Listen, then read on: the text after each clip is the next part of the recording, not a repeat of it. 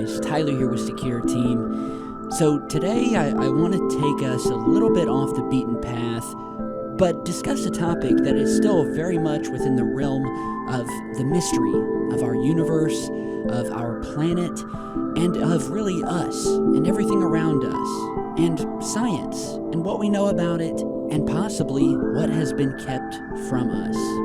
And so today, I want to talk about an extremely fascinating set of experiments that were put forth over the years by the man Dr. Masaru Emoto, and the groundbreaking discoveries that he uncovered relating to the one substance that gives us life on planet Earth, and that we ourselves are made of. That, of course, is water, and the discovery that our consciousness and our very thoughts can affect it and cause very real changes in its molecular structure. In other words, the proof that we can alter the physical world with our thoughts.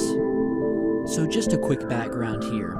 Dr. Emoto was a Japanese researcher and a pioneer whose astonishing discoveries about water were documented photographically and changed most of what we didn't know, and led to a new consciousness regarding Earth's most precious resource. What put him at the forefront of this study was that of water and his proof that thoughts and feelings affect physical reality, and that by producing different focused intentions through written and spoken words and music, these different samples of water would appear to change their expressions. Now, many of you may have heard of something called the rice experiment, and it links back to Mr. Emoto's discovery, in that water can absorb and store the influences of thoughts and feelings, which were proven in an experiment which, by the way, has been duplicated countless times here on YouTube, and it all surrounded 3 jars that were placed on a table, each containing an equal amount of dried rice.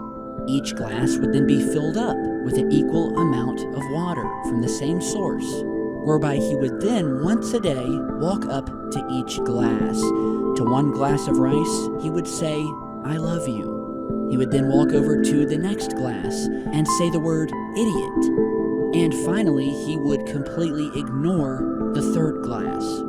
And after some days of doing this, it was revealed that the rice with which he said he loved had begun fermenting with a beautiful white color to the rice and a rich aroma. In the glass of rice that he ignored, it had turned completely black. And finally, the last glass, with which he hurled negative insults, the rice began to rot, proving that water, by some unknown means, had actually understood what he was saying and changed its molecular structure based on that.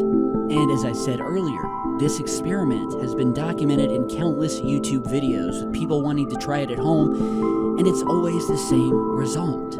Now, Mr. Emoto also did experiments with ice crystals, where he developed a technique using a very powerful microscope in a very cold room, along with high-speed photography, where he would photograph newly formed crystals of frozen water samples. However, not all of the samples crystallized, and that samples from extremely polluted rivers would seem to express their state that the water was in. He would also take water and expose it to either loving words or negative words and thoughts, with simply breathtaking results. So today I will leave you guys with a short clip, about a 5-minute clip of narration of some of these images that were captured by Mr. Emoto that truly do display what appears to be solid proof that water, again, something that makes up 70% of our bodies and half of our planet, it is the one substance in the entire universe that is needed for sustaining life, and that maybe there is something much more to it, which also brings thoughts as to what of these negative or loving thoughts are doing to our own bodies, and that maybe this will change your outlook and just how you go about your days and the types of thoughts you choose to surround and live your lives with. So enjoy this clip, let me know what you guys think down below, and feel free to test this experiment on your own. So thank you all for stopping by, and I'll see you all back in just a bit. Water primary source of all life. This photo shows the beautifully formed geometric design of the Yusha Spring water. This next photo is from the Shimanto River, the last clean spring in Japan. Notice the extraordinary geometric forms. The fact that the molecular structure of water can be affected by our consciousness, our intent, and our sounds is extremely important. This photo is from the Mount Cook Glacier in New Zealand. Mr. Emoto has been visually documenting these molecular changes in water by means of his photographic techniques. He freezes droplets of water, then examines them under a dark field microscope that has photographic capabilities. His work clearly demonstrates the diversity of the molecular structure of water and the effects of the environment upon the structure of the water. This photo is from the fountain in Lourdes, France.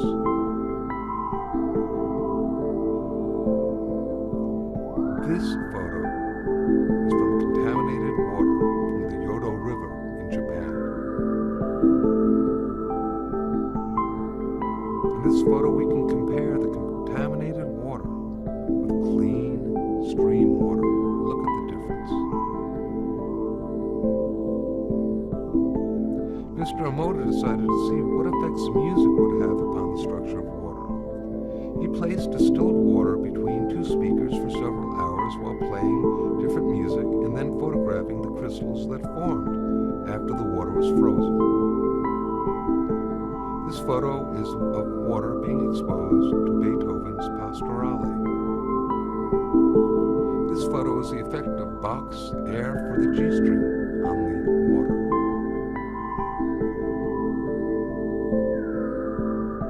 This photo is water exposed to Chopin's Farewell Song. This next photo is water being exposed and affected to music that was designed for healing. This photo is of water being exposed to the Kawachi folk dance. This photo shows the effect of heavy metal music upon the water. Here now we can compare the effects of healing versus heavy metal music and what happens to the water molecules. Mr. Emoto decided to see how thoughts and words affected the formation of untreated distilled water crystals by typing words onto paper and then taping this paper onto glass bottles overnight. This photo shows the effects of the words, "Thank you." This next photo shows the effects of the words, "Love" and "Appreciation." This photo shows the effects of the words, "You make me sick, I will kill you." And here we can compare the effects of "thank you" with the "you make me sick, I will kill you." Very, very different geometric forms being incurred through the intention. Now this photo is of a very polluted and toxic water from the Fujiwara Dam. Here now is the same water from the Fujiwara Dam after a Buddhist monk had offered a prayer over it. Prayer, that sound coupled with intention, seems to have an extraordinary ability of restoring water to its natural, harmonious, geometric symmetry. And in this photo we can compare the toxic water and then the effects of praying over the water. It's really quite impressive.